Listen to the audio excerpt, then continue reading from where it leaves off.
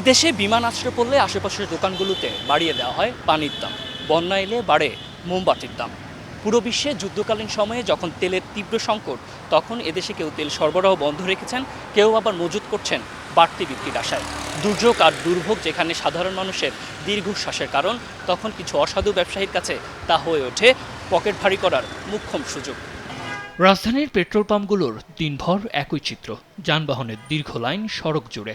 কেউ এসেছেন ব্যক্তিগত গাড়ি নিয়ে, কেউ বা নিয়মিত বাইকার। তাদের অভিযোগ, ঘন্টার পর ঘন্টা অপেক্ষা করেও মিলছে না কাঙ্ক্ষিত তেল।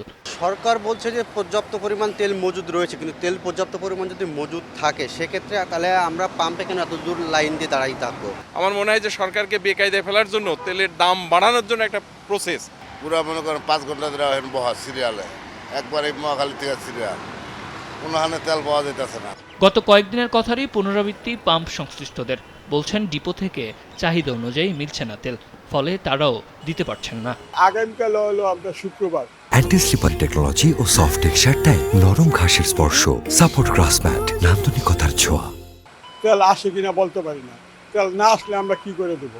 তবে এখন আমাদের অকটেন নাই, পেট্রোল দিচ্ছি 500 টাকা করে।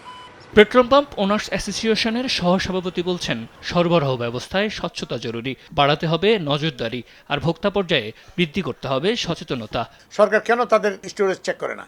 স্টোরেজ চেক করে যদি তেল পায়, সরকার ওই তেল সিজ করুক, সিজ করে মার্কেটে দিয়ে দেখ। রিভার বেজ যে সমস্ত জাহাজগুলো আছে, আপনার ধরেন অনেক জাহাজ আছে যেগুলা নদীতে আপনার 500 টন, 600 টন, 1000 টন, 1500 টন, 2000 টনের জাহাজ আছে। এই জাহাজগুলোতে যদি আপনি তেল ভরে নদীর মাঝখানে রেখে দেন, এই স্টোরেজগুলো চেক করা দরকার না? দরকার তো। ও সে আপনি ডিপোতে দেখলেই তো সে লিফটিং কবে করছে, ওই জাহাজটার নাম কি, ওই জাহাজ কোথায় আছে জানো, জাহাজে চেক করেন তার ওই তেল আছে কিনা, তেল থাকলে তেল জাহাজ সহ সিজ করে ঢুকে দেন, এগুলো করেন না।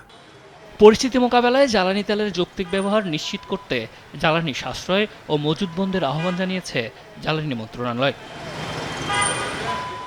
সাদ আহমেদ, দেশ টিভি, ঢাকা।